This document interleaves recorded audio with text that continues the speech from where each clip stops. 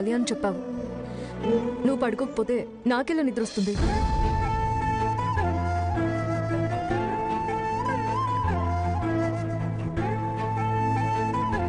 ఏం ఆలోచిస్తున్నావు చెప్పు.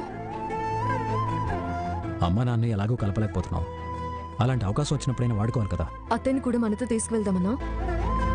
అలా వస్తూ ఉంటేనే కదా కుటుంబాలు కలిసేది. నువ్వు చెప్పేది నిజమే, కానీ అత్తయ్యని అడిగితే మహా అయితే 2 తిడుతుంది. తిట్టని ప్రయత్నాలు అయితే ఆగకూడదు కదా. మార్నింగ్ నేను అడుగుతానులే. అప్పటికప్పుడు అంటే రానంటుంది. అదే ఇప్పుడే చెప్తే ఆలోచించడానికి టైం ఉంటుంది.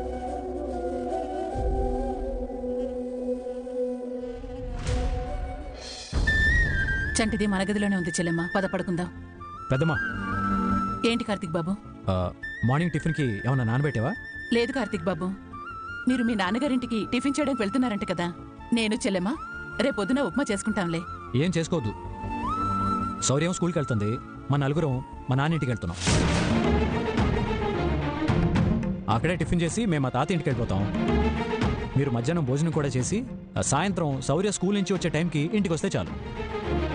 మీ నాన్నగారింటికి స్కూల్ దగ్గరే కదా బాబు. అలా వెళ్ళి చంటిదాన్ని కూడా అక్కడికి తీసుకెళ్తే రాత్రి భోజనం కూడా అక్కడే చేసేయచ్చు కదా. నువ్వు సూపర్ పెద్దమ్మా, భలే ఐడియా ఇచ్చు.